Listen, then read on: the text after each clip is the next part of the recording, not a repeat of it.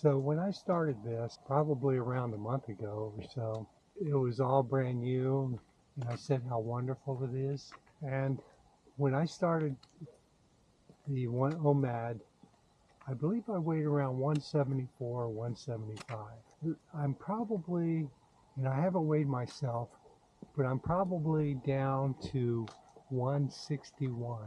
It's been an incredible amount of weight in a very short time span, especially because I think I was, fairly within a healthy BMI to start with. So it just dropped off. And of course, most of it has to be water. It can't be all fat. At 174, because I am in my 70s, I tried to get back in the 60s, 160s, and I was having a real hard time doing it. And the reason why, and I've kind of learned, is your body doesn't start to eat the fat or go into any kind of, burning your fuel when you're constantly putting fuel in your body. So if you think about it, you keep putting fuel in your body, how do you expect to lose weight? So where it was been difficult for me, because they say the older you get, the harder it is to lose weight. It's the difficulty for me was you keep eating, especially at night when it's a little bit of potato chips here and a little bit of popcorn here, and boy, it can just add up, and boom, there's 1,000 calories right there. Plus, it's right before you go to bed. So not only have I dropped down to the 160s, I'm guessing today's July 5th. I'm guessing that by the end of this month, I'm going to be in the 150s. I probably haven't been in the 150s since either in my teens or in my 20s. When I went in the Air Force at 6 feet tall, I weighed 145 pounds. And I was stuck on that number. No matter what, I weighed 145 pounds. And then always, when I was in very good shape throughout my life, my set number was 165. So now it looks like I'm going to, and then they say as you get older too, you see how the BMI moves up, that you can weigh more and be healthy as you get older. So if I haven't said this yet, yes, I'm over the moon with OMAD. Every day you can go into a fasting mode. I don't see other people do this on YouTube videos. When you go to a YouTube video, you want to see what they have to say, and you want to get on with your life pretty much. There's so much I want to recommend outside of my own experience. And I don't know if that's a good model or not. It must not be, because people don't recommend other people. And so one of the things I'm going to do is recommend other people. In fact, the people I recommend, I think they have a hell of a lot more to offer than I do. And so I put that in my description box. So I guess you could liken that to, if you're curious about it, or if I could give you some homework, check out my description box. And today is probably going to be chock full of information and stuff in the description box. First of all, I want to recommend, and I've recommended these people before, but I'll actually have them in my description box. Number one is 6 Miles to Supper. Number 2 is the OMAD Revolution, or maybe it's just OMAD Revolution. And number 3 is Beating Obesity, why we live in an obese environment. And first of all, that might be, you might question that. How can I say we live in an obese environment?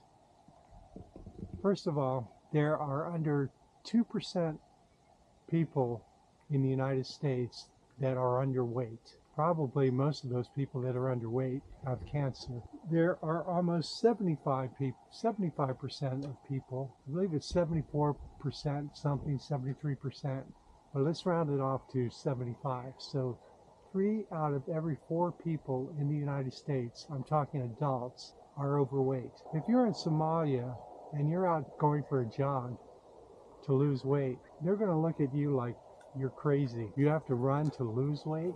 And here in America, everybody talks about losing weight. It's always about losing weight. To digress a little bit, the beautiful thing about these people that I just recommended, the 3 people I want you to take a look at, not only have they lost the weight, which it seems like it's easy to lose the weight, but the trick is to keep that weight off for year after year after year. And they've all managed to do that spectacularly without any problem. All right, back to the obese environment, is that there's a thing called evolutionary mismatch. And there's a great article, again, I'm going to post this article.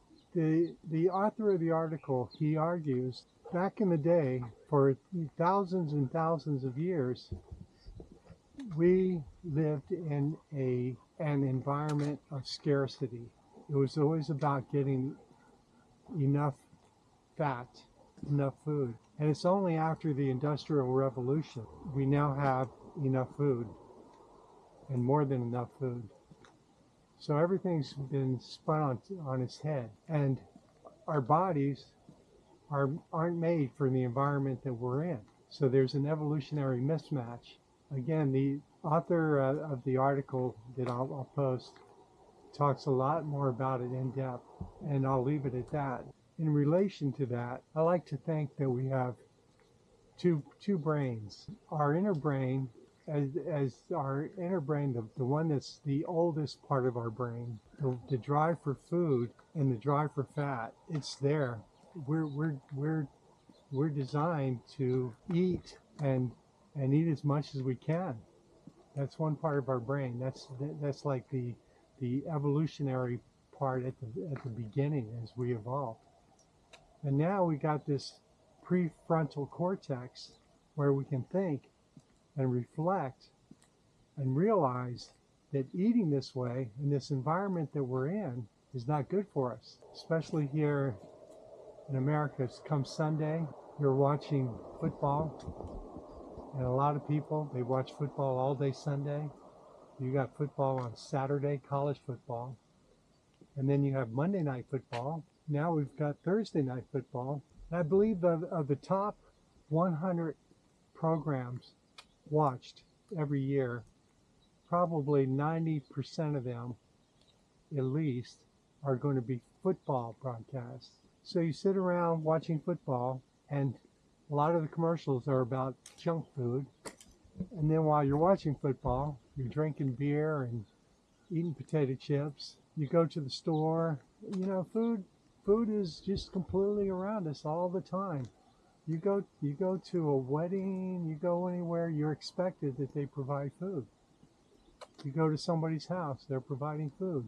So which part of the brain is going to have control? Is it going to be your prefrontal cortex or the older part of the brain that craves this high calorie, high fat diet?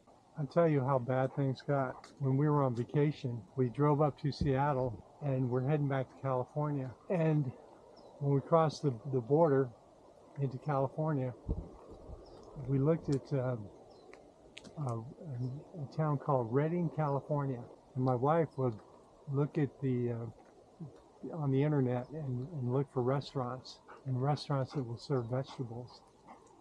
And we found one in Redding called the Lumberjack. So they had mashed potatoes and a salad and a couple of vegetables, and it was very good. But heading down, we ended up staying in Monterey that night, and then after leaving Monterey, we're going to Solvang, and we were looking. It's like, okay, Anderson Split Pea over in Solvang, they're closed, so no more split pea soup from Anderson. But she's looking at all the different restaurants and all the menus. She couldn't find one restaurant that served vegetables. And there were a couple other towns we wanted to stop off at. One was Santa Maria, and we found one restaurant that served vegetables. We went there. It was so crowded you had to wait. This was for lunch. There was a line waiting to get into this restaurant. We ended up leaving, ended up going to Taco Bell, getting my famed bean burrito. But Salvang, we couldn't find one, though. As we were driving, there, one of the places to go when you want to eat vegetables, a good place to go is a steak restaurant. Steak restaurant or barbecues. Those are the people that have vegetables. A place I don't like to go to is vegan restaurants. All right, here's another book I'm going to recommend. It's by a guy named Michael Moss, M-O-S-S. And the book he wrote is Salt, Sugar, and Fat.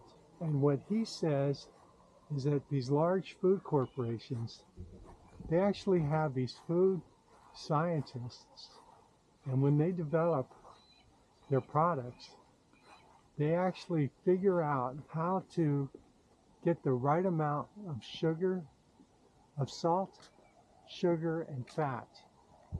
And that's the name of his book, Salt, Sugar, and Fat.